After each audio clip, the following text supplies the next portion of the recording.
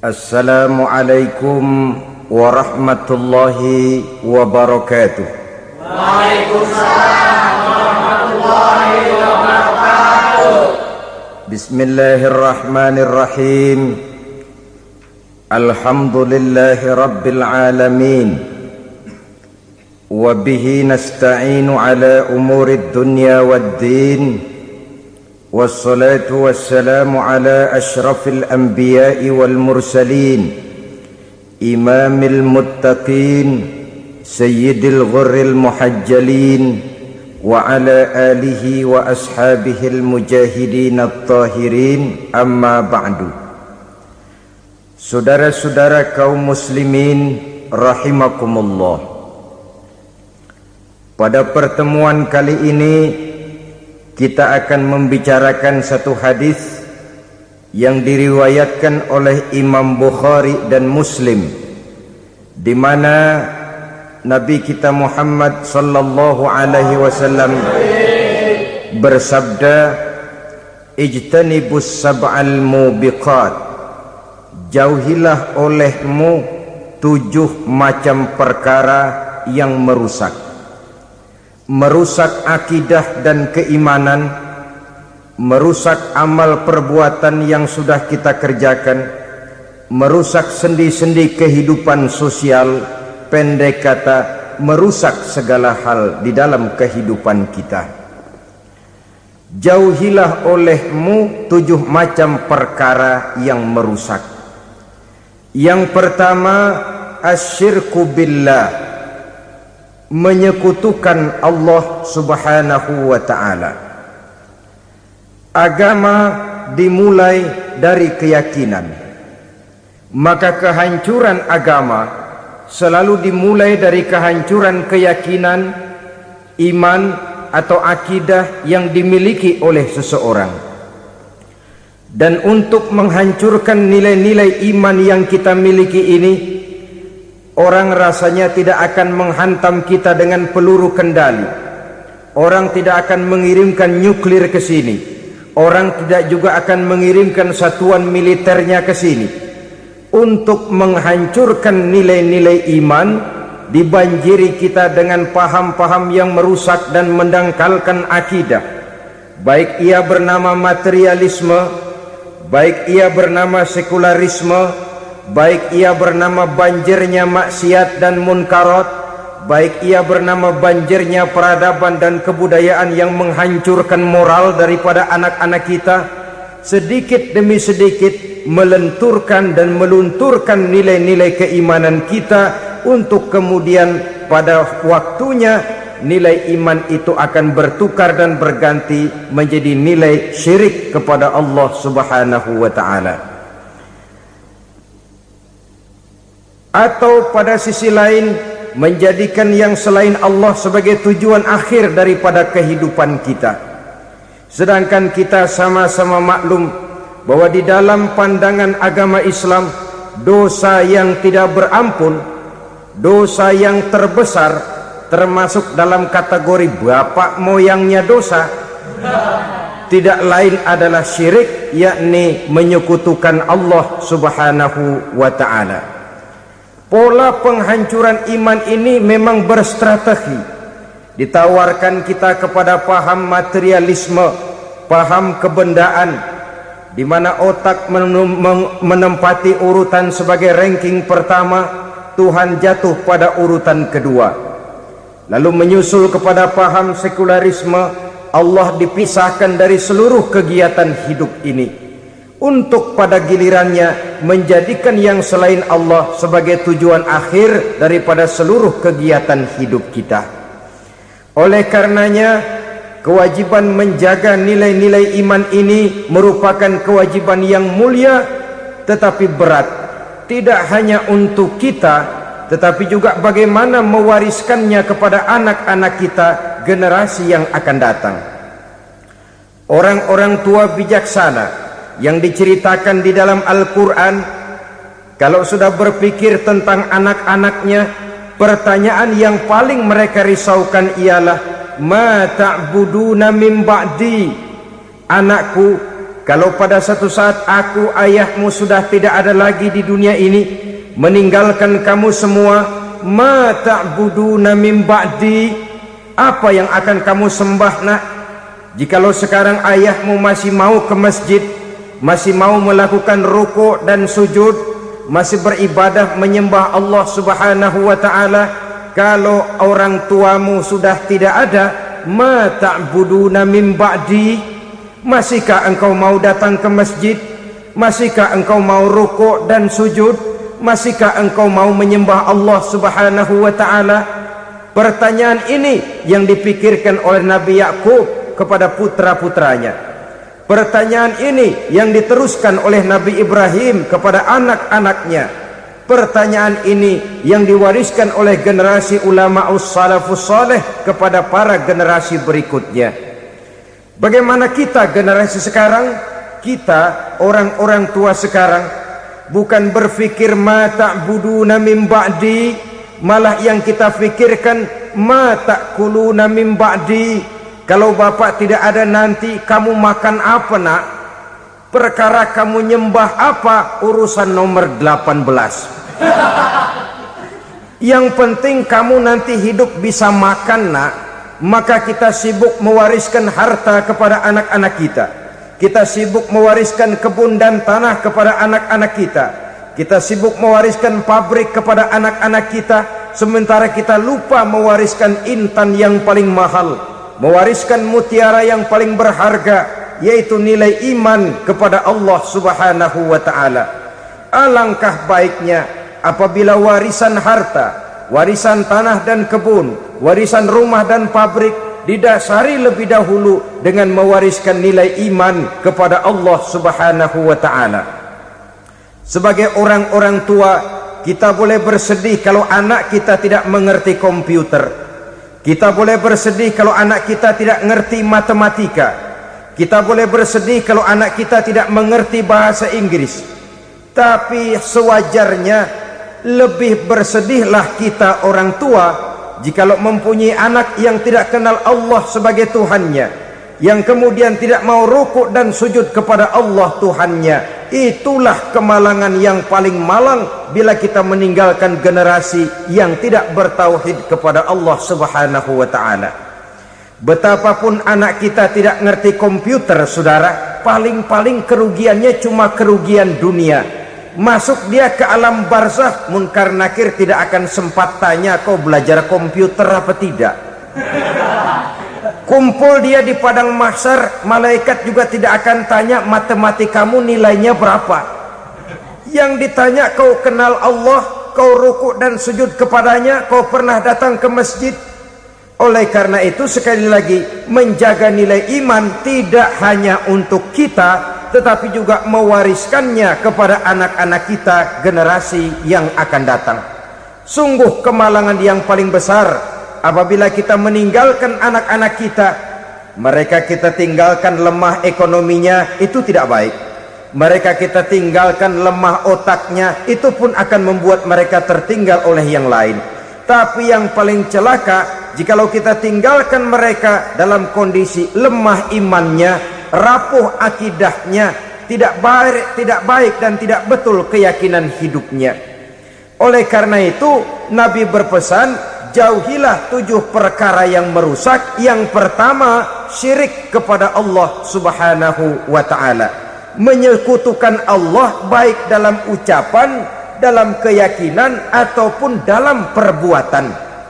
Ini perkara pertama yang termasuk 7 perusak besar di dalam kehidupan. Kalau sudah jatuh kita ke lembah syirik, bagaimanapun banyak kebaikan yang kita kerjakan, berjiwa sosial, bertangan pemurah, gemar menolong orang lain, kalau memang dasarnya syirik, maka seluruh kebaikan kita akan hancur, tidak akan ada nilainya dalam pandangan Allah Subhanahu wa ta'ala. Dalam pandangan manusia mungkin kita dicatat sebagai orang sosial, gemar menolong orang lain, tidak berpangku tangan melihat orang yang mendapat kesulitan.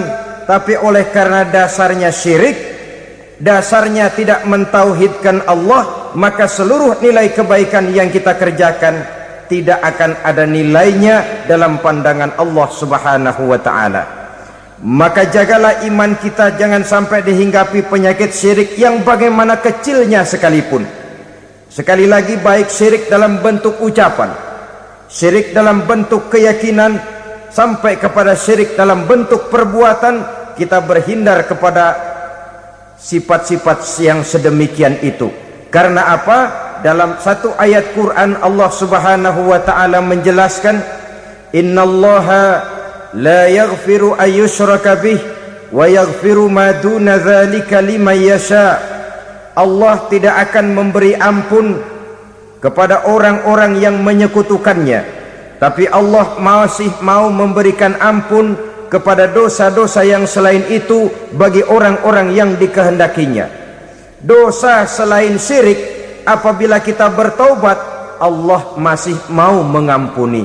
Tapi kalau sudah jatuh ke tempat syirik, itu sudah dosa yang tidak berampun. Taubatnya tidak lain melepas syirik, kembali kepada tauhid, berkeyakinan bahwa hanya ada Allah Subhanahu wa taala, Tuhan satu-satunya yang lam yalid wa lam yulad wa lam yakul lahu kufuwan ahad.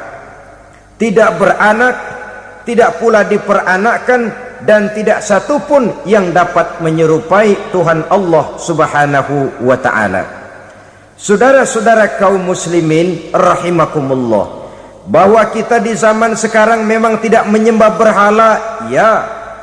Bahwa kita tidak berterang-terangan mengatakan Tuhan lebih dari satu, memang. Bahwa kita tidak berkeyakinan Tuhan itu punya anak atau diperanakkan, tentu. Tapi dalam perbuatan dan i'tiqad, kita kadang-kadang jatuh tanpa kita sadari ke tempat yang bernama syirik ini. Oleh karenanya, di zaman di mana teknologi makin canggih, di mana kemajuan pembangunan makin menjangkau berbagai aspek kehidupan, diperlukan keseimbangan antara kemajuan fisik material dengan kemajuan mental spiritual. Apabila tidak ada keseimbangan, yang terwujud tentulah kepincangan, yang diawali dengan pincangnya cara kita berpikir, sehingga pada akhirnya akan mengarah kepada pincangnya cara kita berbuat dan bertindak di dalam kehidupan kita. Oleh karena itu Nabi berpesan, jauhilah sifat syirik, karena syirik merupakan dosa yang teramat besar. Ini sifat merusak yang pertama.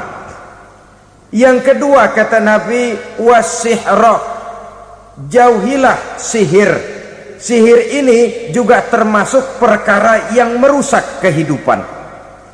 Kita semua sama-sama maklum bahwa sihir sebenarnya bukan persoalan baru. Sejak sebelum datang Islam, sihir itu sudah ada. Di zaman Yunani kuno, sihir ada. Di zaman Mesir kuno, di zaman Cina kuno, dan yang lain-lain yang serba kuno, sihir itu sudah ada. Bahkan para nabi pun, para rasul yang diutus oleh Allah Subhanahu wa taala, senantiasa berhadapan dengan ahli-ahli sihir untuk menguji kebenaran dari misi yang mereka bawa. Sihir adalah perbuatan di luar kebiasaan yang bisa dikerjakan oleh ahlinya dengan bantuan jin atau setan. Hukum mempelajari sihir adalah haram, mengamalkannya lebih haram lagi. Sebab itu saudara-saudara, sihir merupakan perbuatan merusak yang harus kita jauhi. Ciri-ciri daripada perbuatan sihir, pertama, ia mengandung tipuan, bayangan khayal. Di zaman Nabi Musa misalnya, orang melihat tambang-tambang itu seperti ular. Nabi Musa melayangkan tongkatnya menjadi ular-ular besar yang memakan ular-ular kecil ciptaan tukang-tukang sihir Fir'aun tadi. Lalu sihir bisa terjadi dengan bantuan jin kafir atau setan. Kemudian ciri yang ketiga, sifatnya halus dan tersembunyi. Taruh kata ada seorang ahli sihir yang mempergunakan ayat-ayat Quran sebagai jompa jampe, sebagai baca-bacaan, itu cuma sekedar kedok. Tujuannya tidak lain menjadikan agama sebagai ketok untuk membenarkan cara yang dimurkai oleh Allah Subhanahu wa ta'ala. Satu hadis yang diriwayatkan oleh Imam Bazar dan Tabrani, Nabi berpesan, "Laisa minna man tatayyara lahu au takahhana au tukuhina lahu au sahira lahu." Tidak termasuk ke dalam golonganku, kata Nabi, tidak termasuk umatku. Siapa mereka? Man tatayyara lahu, orang yang bertatoyur. Apa tatoyur itu? Dari kalimat toyaro, artinya terbang. Toir biasa diartikan dengan burung. Tatoyaro percaya kepada suara-suara burung. Man tatayyara lahu, mempercayai, meyakini dengan benar-benar kepada suara beburungan. Kan suka ada itu, nah bunyi burung tuh, maling liwat. Maling liwat, burung bunyi, maling liwat. Itu termasuk tatayyara lahu, percaya kepada suara burung. Kan aneh kalau suara orang nggak dipercaya, suara burung malah dipercaya. Ada ustadz ceramah, kiai ngaji, nggak mau didengerin, burung dengerin bener. Nah, suaranya dari sebelah mana? Belah kulon. Nah, itu tandanya ano. Habis dihitung-hitung. Itu termasuk tatayyara lahu. Au takahana, atau bertenung, au tukuhina, atau minta ditenungkan, au sahirolahu, atau melakukan perbuatan sihir, atau minta disihirkan. Laisa minna, tidak termasuk ke dalam golonganku, kata Nabi. Sehingga dengan demikian, saudara-saudara, menghadapi sihir dengan sihir sekalipun termasuk perbuatan yang tidak diajarkan oleh agama. Kita kan mempelajari sihir untuk jaga diri, tidak apa-apa. Yang dilarang mengamalkannya, dilarang juga mempelajarinya. Sebab orang kalau sudah mengetahui, biasanya lalu terangsang untuk mencoba. Kalau percobaannya berhasil, biasanya terangsang untuk coba lagi dan coba lagi. Pada akhirnya ketagihan, lalu beralih menjadi profesi, apalagi itu nanti bisa mendatangkan hasil uang. Saudara-saudara kaum muslimin rahimakumullah, kita manusia makhluk nyata, kita hidup di alam nyata, terikat oleh sunnatullah, causality.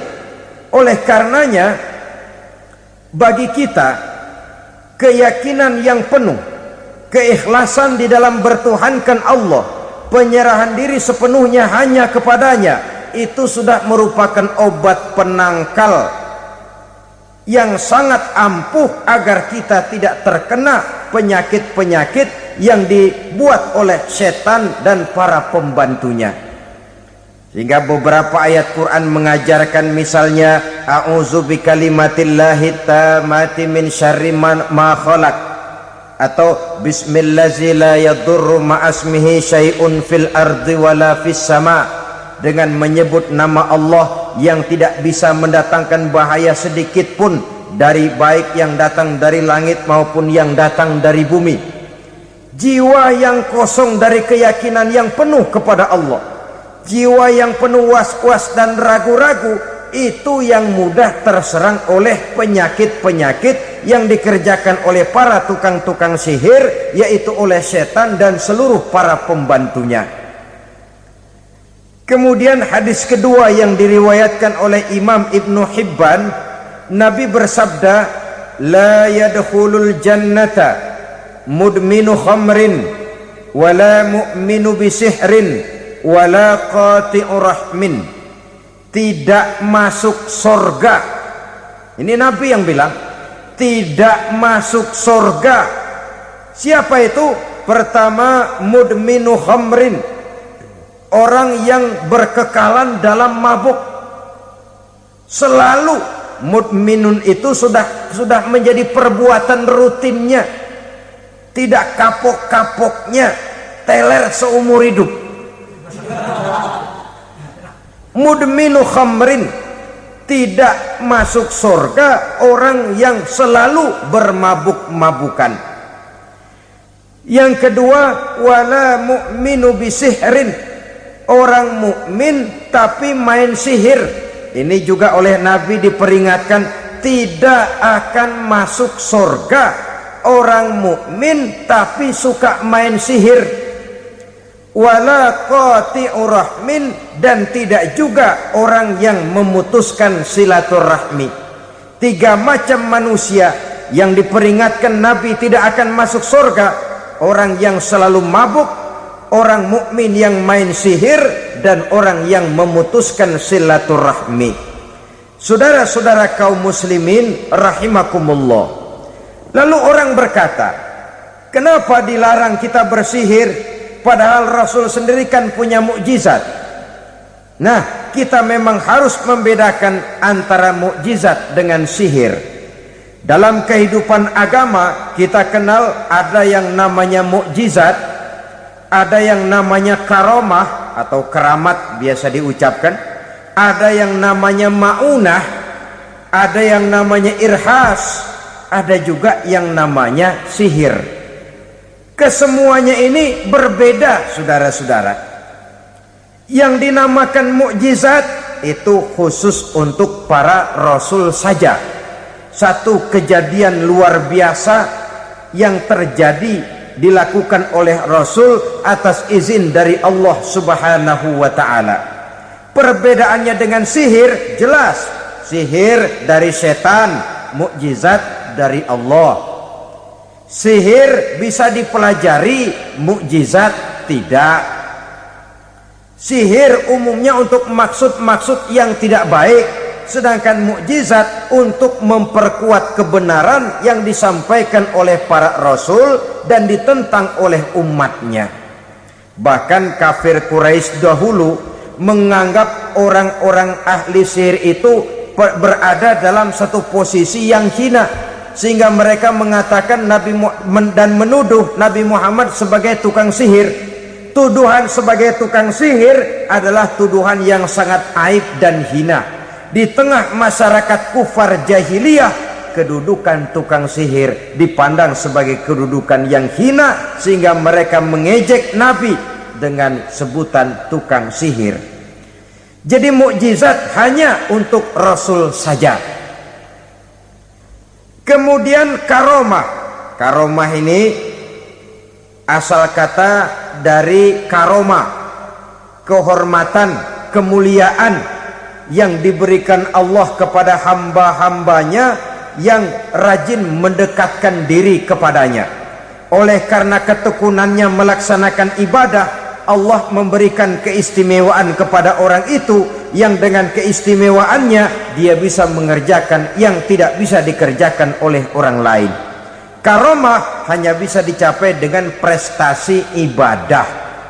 Kalau sihir, mau ibadah apa enggak, asal dia belajar, bersatu dan berteman dengan setan, memenuhi persyaratan-persyaratan setan, biasanya lalu bisa. Sedangkan karomah tidak mungkin terwujud tanpa orang mendekatkan diri sedekat-dekatnya kepada Allah Subhanahu wa ta'ala. Maka kita lihat biasanya orang-orang yang punya ilmu sihir, mukanya rata-rata nggak enak dilihat.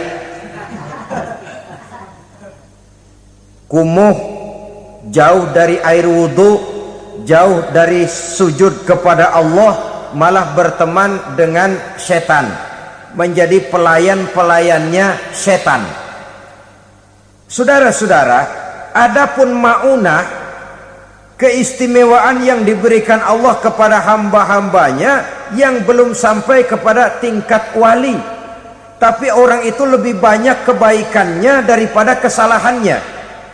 Umpamanya, saudara jalan bertiga, di pinggir jalan, saudara ada pada posisi di tengah, lalu bertiga ini ketabrak mobil. Menurut perhitungan saudara mati lebih dahulu.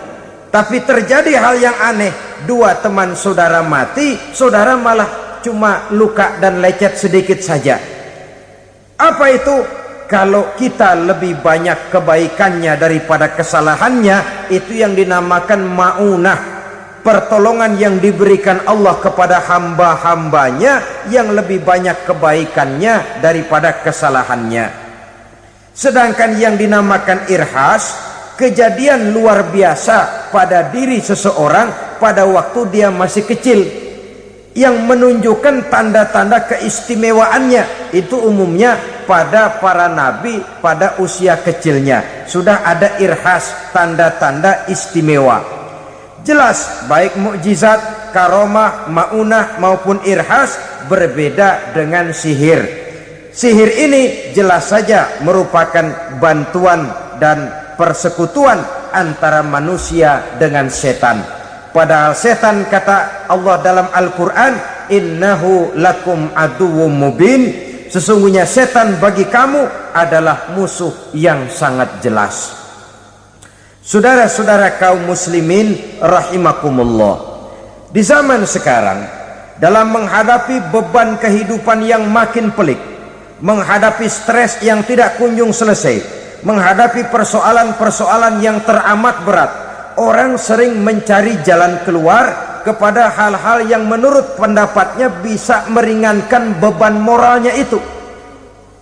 Pergilah dia mencari sesuatu yang dapat meringankan bebannya, dan tidak jarang yang jatuh ke pangkuan tukang-tukang tenung, ke pangkuan tukang-tukang sihir, yang mereka itu oleh Quran dijelaskan kazabal munajjimun walau sodaku.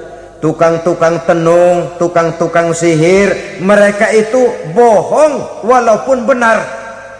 Maksudnya bohong walaupun benar, artinya kalau yang mereka kerjakan benar, itu sih kebenaran. Benar dengan kebenaran itu lain. Kebenaran, kebetulan bisa, tapi tidak untuk selalu. Apalagi kalau itu sudah membahayakan kehidupan orang lain. Jadi oleh karena itu Nabi berpesan, jauhilah daripada sihir. Kalau sudah jauhilah dari sihir, artinya ya jauhilah daripada mempelajarinya, jauhilah daripada bergaul dengan orang-orang yang ahli di bidang itu, karena dari pergaulan segalanya bisa menular. Baiklah saudara, ini yang kedua. Yang ketiga pesan Nabi, wa qatlan nafsil lati harramallahu illa bil haq, membunuh orang lain dengan cara yang tidak benar, membunuh orang yang diharamkan oleh Allah Subhanahu wa taala untuk melakukannya kecuali dengan alasan yang benar. Kita tahu Islam adalah agama damai, sesuai dengan namanya. Ia tidak dikembangkan dengan pedang dan kekerasan. Ia dikembangkan dengan keteladanan dan tuntunan moral. Oleh karena Islam bukan agama kekerasan, Islam pun tidak mementingkan dan mengajarkan kekerasan kecuali dengan alasan yang benar dan bisa dipertanggungjawabkan. Membunuh dengan sengaja, menghilangkan nyawa orang lain tanpa alasan yang bisa dibenarkan adalah merupakan dosa besar dan satu di antara 7 perkara yang bisa mendatangkan kerusakan dalam kehidupan dan yang hendaknya harus kita jauhi. Saudara-saudara kaum muslimin rahimakumullah, beberapa waktu yang lalu di sebuah kota kecil yang indah bernama New Auckland. Saudara tahu New Auckland? Tuh dari Gunung Kidul masih ngidul lagi. Pernah diadakan satu seminar yang membicarakan bagaimana menyelamatkan masyarakat manusia dari bahaya Perang Dunia Ketiga. Diperkirakan kalau terjadi Perang Dunia Ketiga, manusia tidak akan tersisa. Sebab apa? Pada waktu itu cadangan nuklir yang dimiliki oleh bersama Amerika dan Rusia konon sudah sanggup memusnahkan 6 miliar manusia pada saat jumlah manusia baru 5 miliar. Jadi kelebihan nuklir dunia ini. Kalau terjadi perang dunia ketiga, sulit manusia untuk tersisa. Maka dibahaslah di dalam seminar itu, wah, supaya tidak terjadi perang dunia ketiga, maka perlombaan membuat senjata-senjata canggih, alat-alat pembunuh modern harus segera dibatasi. Dibahas, tidak mungkin kita membatasi perlombaan membuat senjata. Kenapa? Makin maju ilmu dan teknologi, makin canggih senjata yang ditemukan.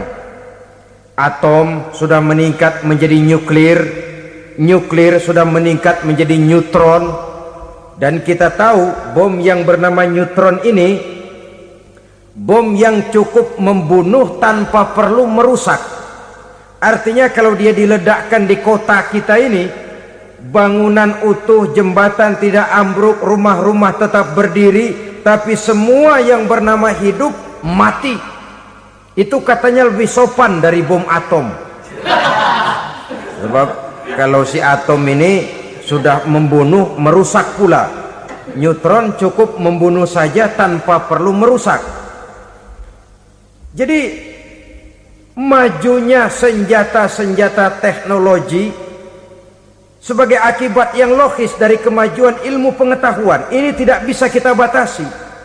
Dan memang sebenarnya yang bahaya bukan senjatanya, tapi manusia yang mengendalikan senjata itu. Mereka kembali kepada prinsip the man behind the gun. Bukan senjatanya yang bahaya, tapi manusia yang mengendalikan senjata itu yang bahaya. Walaupun senjatanya modern, katakanlah model M16 umpamanya, kalau yang mengendalikannya orang beriman, insya Allah aman. Tapi biar megang cuma senapan angin, kalau yang megang orang brutal, ngeri kita deket-deket. Apalagi kalau memang bukan ahlinya menggunakan senjata, bisa ngeker kaki kena jidat.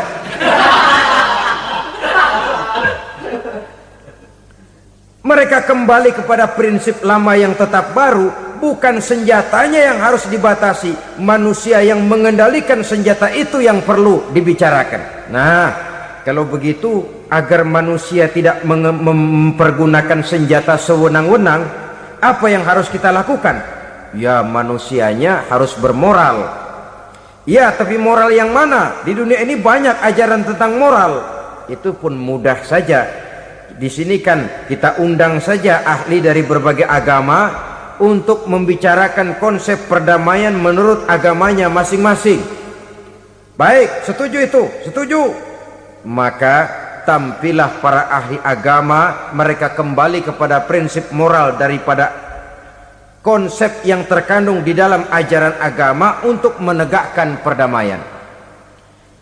Mula-mula naiklah ahli dari agama Hindu, dibacakan konsep perdamaian menurut ajaran agama Hindu, bahwa untuk damai manusia harus meninggalkan nafsu keduniaannya, menempuh samsara dan sebagainya untuk mencapai nirwana, menjauhi kemegahan dan kemewahan dunia. Ini lalu dibahas, rasanya juga tidak mungkin ini. Kemudian dari agama Nasrani, bahwa untuk damai manusia harus menciptakan sifat kasih sayang. Kalau ditampar pipi kiri, berikan pipi yang kanan. Kalau diberikan selendang, berikan baju. Nanti orang kasihan, lalu dia tidak akan nampar lagi. Ketika ini dibahas, ternyata rasanya pun tidak mungkin bisa diterima. Karena apa? Di zaman sekarang orang ditampar pipi kiri, dikasih pipi kanan, bukan kasihan, gemes. Damai belum tentu, bonyok udah jelas. Lalu ketika dibacakan konsep perdamaian menurut Quran, di mana disampaikan ayat wa jazaa'u sayyi'atin sayyi'atun misluha faman afa wa aslaha fa ajruhu 'ala Allah. Balasan terhadap satu kejahatan adalah kejahatan yang seimbang, tetapi barang siapa yang memberi maaf dan mencari jalan damai, itulah yang terbaik dan akan mendapat pahala dari Allah Subhanahu wa ta'ala. Kamu tidak salah ditampar pipi kirimu, tampar lagi pipi kirinya sekeras dia menampar pipi kirimu. Nanti orang tidak mau menampar kita karena dia tahu kalau dia tampar kita, dia akan menderita tamparan sekeras dia menampar kita. Akan terjadilah prinsip saling hormat menghormati, tidak saling ganggu, tidak saling usil, tidak saling jahil. Atas dasar ini perdamaian bisa ditegakkan. Mereka bisa menerima konsep ini, tapi kemudian seminar ditutup tanpa satu keputusan resmi.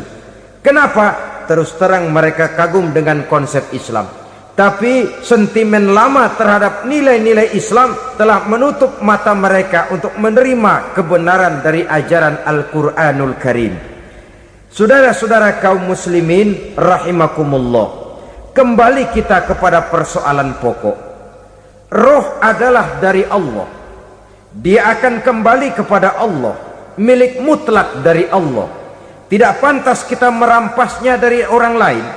Tidak wajar kita menghilangkannya tanpa alasan yang dibenarkan oleh agama. Di zaman sekarang, akibat persaingan hidup yang makin tajam, lapangan kerja yang makin sulit, tensi ekonomi yang makin tinggi, atau karena nilai moral yang makin rendah, atau juga karena rapuhnya pegangan orang kepada agama, nyawa rasanya sudah sedemikian murahnya. Berbagai kasus membuat berdiri bulu roma kita. Ada mayit, ada manusia dipotong 6, dicincang macam kambing. Ada yang dipotong 5, ada yang dipotong 13, dikardusin, dibuang ke tempat sampah. Inna lillahi wa inna ilaihi raji'un. Gejala apa ini? Kanibalisme. Manusia sudah demikian sadisnya, manusia sudah sedemikian buasnya, sehingga sesama manusia diperlakukan seperti hewan. Padahal hewan sendiri belum pernah macan makan macan, bagaimanapun buasnya macan.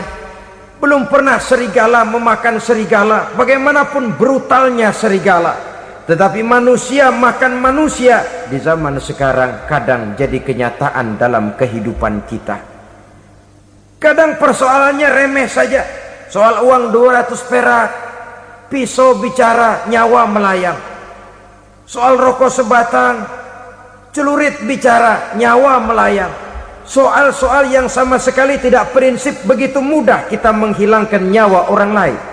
Padahal Nabi pernah memperingatkan, apabila dua orang muslim sudah berkelahi dan berbunuh-bunuhan, al-qatil wal maktul finnar, yang membunuh dan yang terbunuh dua-duanya neraka.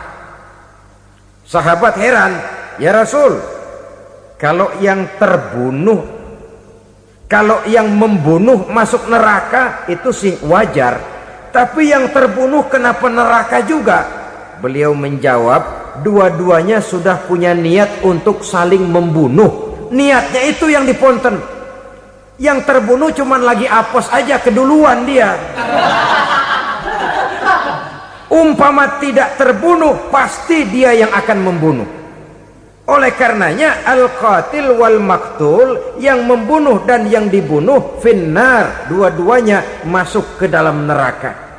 Islam menghormati kehidupan, tidak hanya terbatas kepada sesama muslim, orang-orang yang berlainan agama pun yang mau hidup berukun, damai, berdampingan dengan umat Islam, jiwa mereka, darah mereka dilindungi oleh nilai-nilai Islam yang disebut dengan kafir zimmi ini. Mengganggu mereka sama saja dengan mengganggu aku, kata Nabi.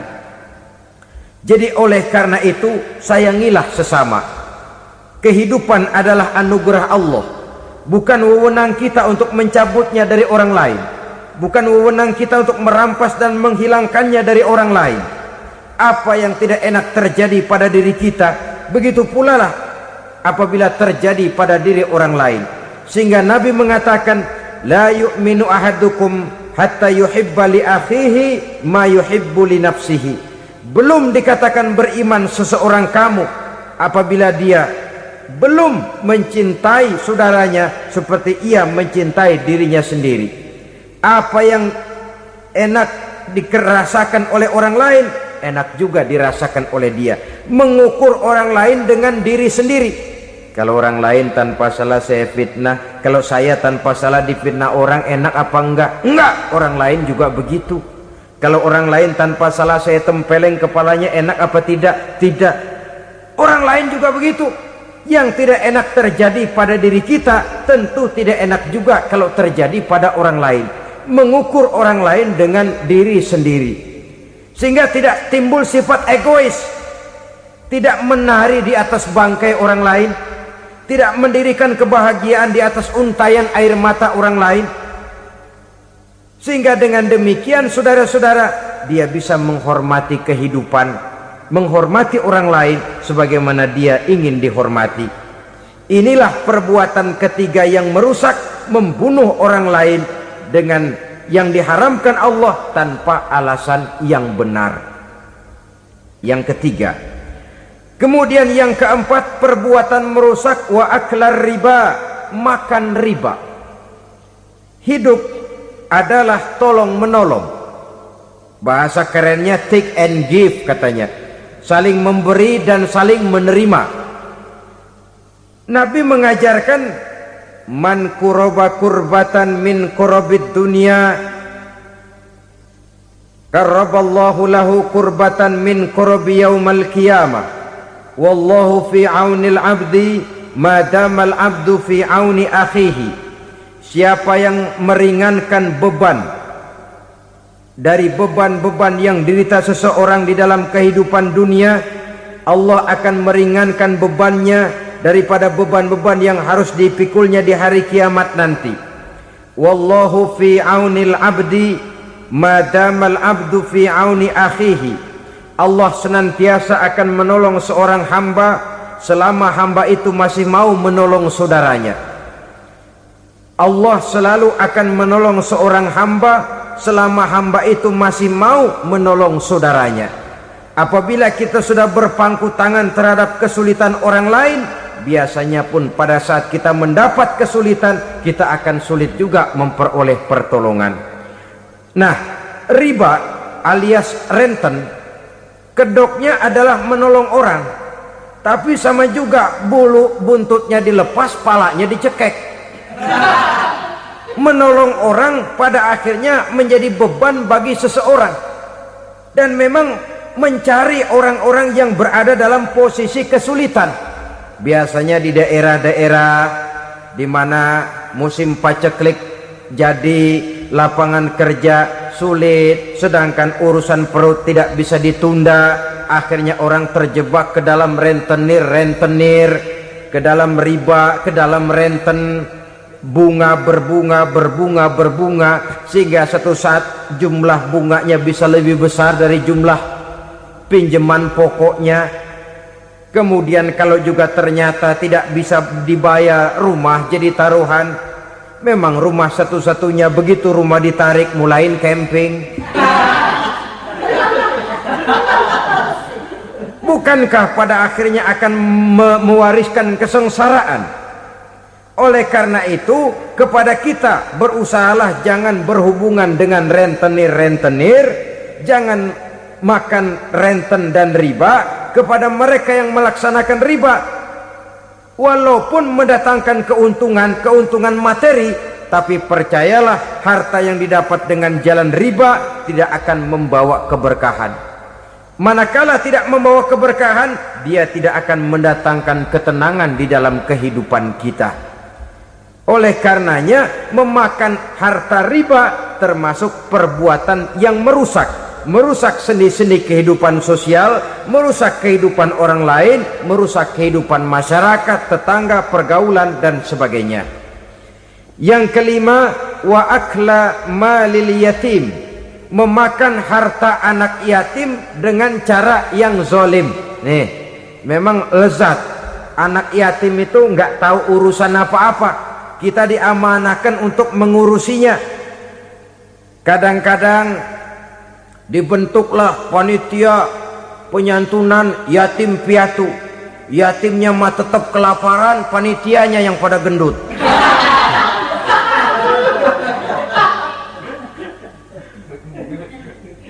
Pada Padahal memakan harta anak yatim termasuk perbuatan dosa besar, dan menjantuni yatim merupakan perbuatan mulia. Nabi mengatakan, ana wa kafilul yatim kahataini yaumal qiyamah. Aku dan orang-orang yang menyantuni anak yatim seperti dua jari ini pada hari kiamat nanti. Dekat sekali. Jikalau ingin di hari akhir nanti dekat dengan Rasul, bersahabatlah dengan anak-anak yatim. Jadilah pengurus anak-anak yatim. Bangunlah panti-panti asuhan yatim. Pada saat bapak ibunya meninggal, kitalah yang menjadi orang tuanya. Bahkan sedemikian besar perhatian Islam terhadap anak-anak yatim ini, sehingga Quran memberikan peringatan, ara'aital ladzi yukadzibu biddin fadzalikal ladzi yad'ul yatim wa la yahuddu ala ta'amil miskin. Tahukah kamu siapa orang yang mendustakan agama, beragama tapi dianggap dusta, salatnya dusta, puasanya dusta karena agamanya sudah berdusta. Siapa mereka? Fadzalikal ladzi yad'ul yatim, orang yang menyia-nyiakan anak yatim, wala yahuddu ala ta'amil miskin, dan tidak pernah memberi makan kepada orang-orang yang menderita kemiskinan. Menyia-nyiakan, meninggalkan anak yatim termasuk perbuatan yang divonis kita sebagai orang yang mendustakan agama. Saudara-saudara kaum muslimin rahimakumullah, maka sangat dicela mengeksploitir anak-anak yatim, menjadikan mereka sebagai kedok untuk mencari kekayaan pribadi. Tetapi jikalau ikhlas, ganjarannya sangat besar, nilai pahalanya sangat besar. Menyantuni yatim tidak hanya setahun sekali. Kalau Muharram pakai istilah lebaran yatim, dibentuklah panitia, diberilah beras, uang 45.000 rupiah, alhamdulillah. Tapi jangan lupa, si yatim tidak hidup cuma satu hari. Dia tidak hidup cuma di bulan Muharram saja. Dia hidup 12 bulan dalam setahun. Sebagaimana anak-anak yang lain, dia juga berhak punya masa depan. Dia juga berhak menikmati bangku sekolah. Dia berhak mengenyam arti dan makna pendidikan. Dia berhak membekali diri dengan ilmu dan pengetahuan, seperti halnya anak-anak yang lain. Maka kita yang diberikan keluasan oleh Allah, ingatlah itu, bersahabatlah dengan anak-anak yatim, santuni mereka. Perkara setahun sekali di bulan Muharram, alhamdulillah, itu bagus, bin Thayyib alias baik. Tapi tentu dan tentu, sekali lagi, si yatim tidak hanya hidup di bulan Muharram. Dia hidup 12 bulan dalam setahun, 24 jam di dalam sehari. Oleh karenanya, menyia-nyiakan mereka pada saat posisi kita memang mampu akan memojokkan kita dalam satu posisi di mana kita dianggap sebagai orang yang mendustakan agama, memakan harta anak yatim dengan cara yang zolim. Bapaknya udah meninggal, kebunnya lebar, anaknya dikelecehin. Nah, dah kamu nggak usah pusing, nanti saya yang ngurus. Akhirnya bukan ngurus, nguras. Si yatim mungkin tidak tahu bahwa dia disia-siakan, haknya diambil, miliknya dizolimi. Tapi Allah yang akan membalasnya dengan seadil-adilnya. Maka makan harta anak yatim biasanya balasannya tokcer bin paten. Nggak banyak selang tempo itu, nggak percaya cobain dah. Nyobain aja kan nggak bayar, umpama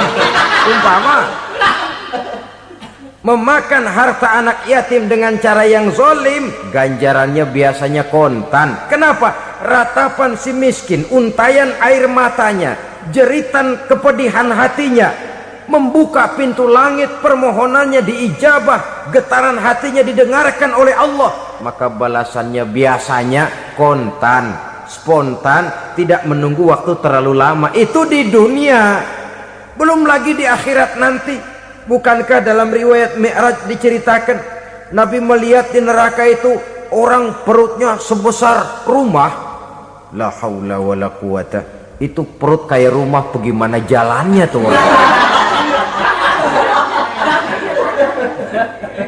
Dan memang gak jalan, diseret-seret oleh malaikat di neraka itu. Hancur perutnya, amburadul itu perut. Berantakan isinya, dibulatkan lagi, diseret lagi, hancur lagi, dibulatkan lagi. Sampai Nabi tanya, orang itu begitu berat siksanya kenapa ya Jibril? Itu Muhammad, waktu di dunia dulu rakus banget makan harta anak yatim. Begitu vonisnya, begitu menyedihkan nasibnya di akhirat. Tapi di dunia pun ketidakberkahan itu sudah membayangi kehidupannya. Oleh karena itu, kepada saudara-saudara yang mendapat titipan anak yatim, berbahagialah, karena semulia-mulia rumah adalah rumah yang di dalamnya ada anak yatim yang disantuni. Sehina-hina rumah adalah rumah di mana di dalamnya ada anak yatim yang disia-siakan. Begitu kata Nabi kita. Rumah yang paling mulia dalam pandangan Allah, rumah yang di dalamnya ada anak yatim yang disantuni. Rumah yang paling hina dalam pandangan Allah, rumah yang di dalamnya ada anak yatim yang nasibnya disia-siakan. Berbahagialah saudara apabila menjadi penyantun anak-anak yatim, pelindung mereka, sehingga mereka mempunyai masa depan sebagaimana anak-anak lainnya. Rasulullah sendiri sedemikian peka terhadap keadaan anak-anak yatim karena beliau sendiri memang mengalami. Umur 6 bulan dalam kandungan ibu, beliau sudah ditinggalkan oleh ayahnya. Pada saat berusia 6 tahun ibu sudah meninggal. Yatim piatu dalam usia di mana beliau sedang perlu belas kasih seorang ibu dan pengertian seorang bapak. Kepekaan itu lalu timbul, bahkan kemudian sampai kepada beliau berkata, aku dan orang yang menyantuni anak yatim seperti jari tengah dan jari telunjuk di hari akhirat nanti. Sedemikian dekatnya. Baiklah ya, jadi yang kelima, memakan harta anak yatim. Jauhi, karena ini perbuatan yang merusak. Yang keenam, watawalli yaumaz zahfi, melarikan diri pada hari pertempuran. Apa ini? Khianat, tidak konsekuen dengan konsep perjuangan. Pada mulanya keras benar teriak berantas korupsi, ganyang korupsi, cuma karena belum dapat giliran. Begitu dia naik dapat kesempatan, korupsinya lebih edan dari yang diteriakinya. Ini termasuk tawalli yaumaz zahfi, berpaling pada hari peperangan. Di saat menghadapi musuh, kalau belum kelihatan musuh, teriaknya nyaring bener, jangan takut demi kebenaran sampai titik darah yang paling penghabisan. Musuh belum kelihatan. Begitu musuh sudah kelihatan, paling dulu lari ke belakang. Kalau diajak berjuang ada saja alasannya. Sehingga Quran memberikan peringatan kepada kita semua. Mengapa kamu ini berat? Kalau sudah diajak berjuang di jalan Allah, kakimu seperti terhunjam berakar di perut bumi. Berat untuk melangkah berjuang. Lari dari pertempuran tidak konsekuen dengan konsepsi perjuangan. Mau enaknya saja dalam kondisi yang sulit lalu berpangku tangan. Ini termasuk ciri munafik yang di dalam Al-Quran disindir dengan bahasa kullama adha'a lahum masyaufi wa iza azlama alaihim qamu. Waktu terang mereka jalan, giliran gelap mereka mandek. Artinya, maksudnya, kalau giliran ada untungnya aja, rame-rame teriak Islam. Tapi begitu diminta berjuang, dituntut berkorban, rame-rame mundur. Waktu dilihat di Islam ada untungnya, rame-rame teriak Islam. Pak, saya Islam banget, Pak. KTP saya Islam, Pak. Pokoknya Islam banget dah. Tapi ketika diminta berjuang, dituntut sedikit berkorban, rame-rame mengundurkan diri. Tahun 65 PKI berontak. Waduh, waktu itu jadi orang Islam untung itu. Nggak dikejar-kejar, aman. Masjid rame, mobil-mobil mewah parkir di depan musola dan masjid. Kenapa? Waktu itu asal udah ke masjid aman, Islam selamat, untung. Tapi begitu keadaan aman, yang parkir di musola sepeda butut melulu.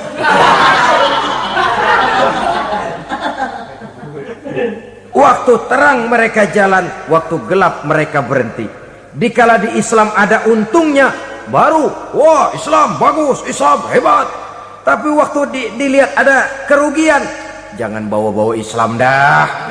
Jangan bicara soal Islam, ini kan bukan soal agama. Bukan soal agama. La haula wala quwata illa billah.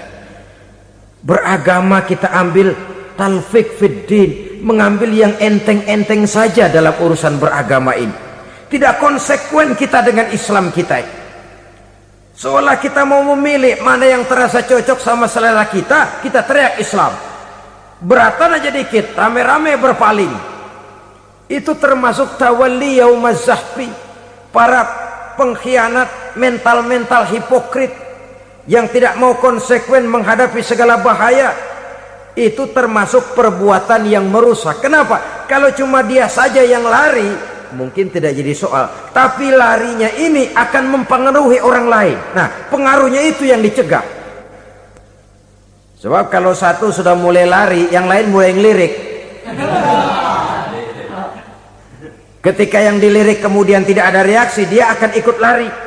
Artinya apa? Seorang muslim harus konsekuen dengan konsep perjuangannya, dengan keyakinan keagamaannya, dan tidak memilih yang enak-enak saja di dalam kehidupan beragama. Lari dari pertempuran, bermental khianat, mengkhianati agama, merupakan satu di antara sifat yang merusak. Terakhir saudara, wa qazfal muhsanatil ghafilatil mu'minat, menuduh perempuan baik-baik yang tidak tahu menau tentang tuduhan yang dituduhkan kepadanya, menuduh perempuan mukmin yang baik-baik yang tidak tahu menau tentang tuduhan yang dilakukan kepadanya. Fitnah lebih bahaya daripada pembunuhan. Orang yang tidak salah bisa hancur namanya, orang yang berniat baik bisa ambruk perjuangannya oleh karena fitnah. Sehingga dikatakan al fitnatu asyaddu minal qatli, fitnah lebih bahaya daripada pembunuhan. Maka memfitnah ini termasuk satu dosa di antara 7 hal merusak yang harus kita jauhi semampu kita, semampu-mampunya. Mengupayakan sebisa-bisanya jangan sampai terjebak ke dalam hal yang demikian. Nah, saudara-saudara, inilah saja pertemuan kali ini. Mudah-mudahan ada manfaatnya. Semoga Allah memberikan kekuatan zahir dan batin kepada kita untuk bisa menjauhi 7 perkara yang merusak ini. Terima kasih atas segala perhatian, mohon maaf atas segala kekurangan. Wabillahi taufiq wal hidayah. Wassalamualaikum warahmatullahi wabarakatuh.